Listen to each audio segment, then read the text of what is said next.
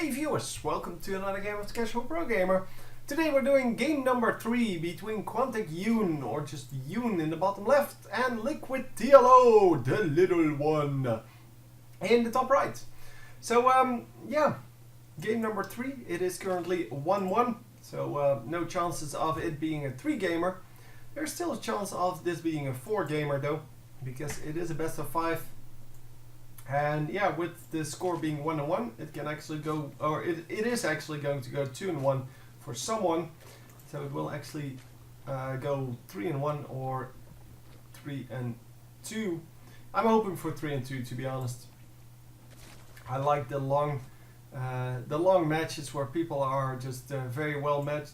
Although every now and then it's fun to see that even the best players in the world can still get surprised by tactics that they really should have known, especially when it's a special tactic. So not so much when it's just straight up fighting. Then it's 3-0 is not really fun then.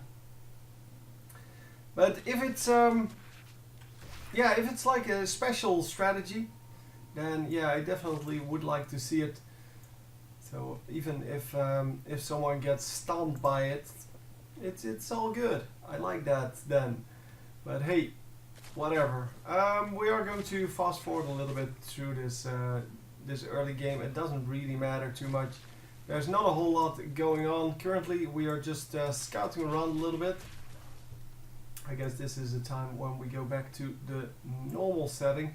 This is TLO in the blue, coming into Hyun's base, going for that early attack. He does not have his links grouped up, which means that this group is going to get in, but I don't think the second group will be as lucky. Well, they got damaged more than they should have, but well, it is working out for him. He is getting some nice damage done, and at least getting some drones. So let's see. Currently we are 1-0. Only one drone killed. Huh. Okay.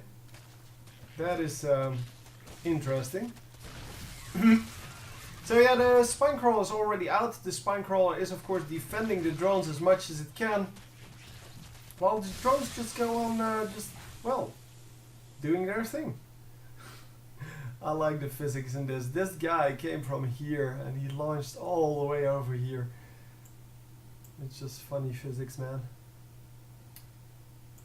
So anyhow, it seems that TLO is kind of doing some strange things. Blowing up his Zerglings quite a bit. Also, well, kind of suiciding in with his Zerglings there, but unfortunately not getting anything out of that. So resources lost, we see is about equal, so it's not a big deal. Keep in mind that there are no 3 workers killed. The worker that was here somewhere, it died now as well. So I guess there's that. So yeah, what are we going to do? We are going to run in with some banelings, and oh, counter banelings coming out. Oh my god. Oh my god. That was such a huge clump of Zerglings. I like it. I like it.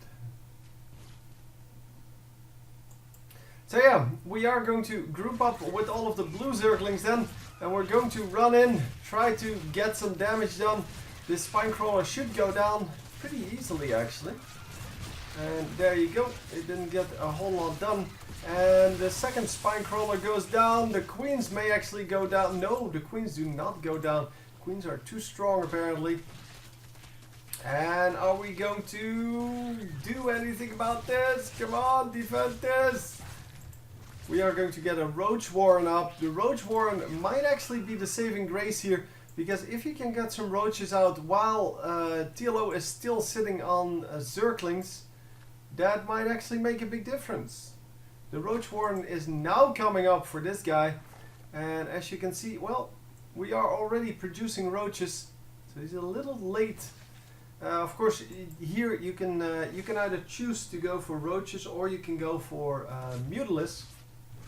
And most of the time, Mutalisks are not done because well, it's risky. You don't have a lot of attack damage then.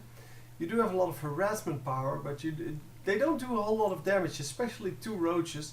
So if you build them while the enemy already has roaches, the roaches are normally just going to ignore the Mutalisk, well, they have to, and just go straight in. So you just move straight into the base, and by doing so you will get, well, quite an easy base race. Well, not actually a base race, because the Mutalisks are trying to kill your roaches, but, well, the roaches cannot actually kill the Mutalisk at all.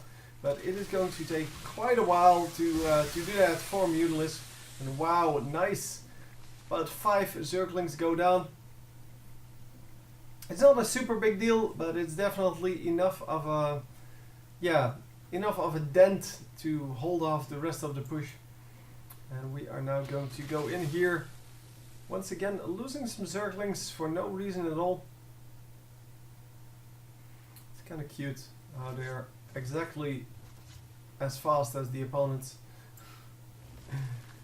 Because that means that they're never going to catch up. So yeah, here we go. We are going in with a huge roach army once again. Only this time it is on the other side. There are some roaches on the blue side as well. Yeah, these banelings are not going to do anything. They do very, very limited damage to the roaches. And the roaches, of course, are going to just completely wreck this base.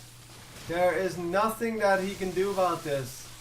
It is all about just, yeah, moving in and GGing out. That's all there is to it at this point. So the early roach switch really seemed to favor the player that is going for that, because this roach warren came up too late. It doesn't have the movement speed upgraded yet. He was just behind on producing roaches and just couldn't make it work from there. So even though, well, he does have 2 more harvesters, I'm not sure how that went over the entire game, but at least he's just about equal there. But and even though the red player killed 10 workers already, so he's still ahead. Yeah, he should have invested a little less in income, I guess, and a little more in roaches. He did see the roach warren coming up, so I guess he could have known that there was a roach army incoming. But hey, he didn't react properly, and this is the result. Hope you enjoyed, and I will see you next time for game number 4. GG.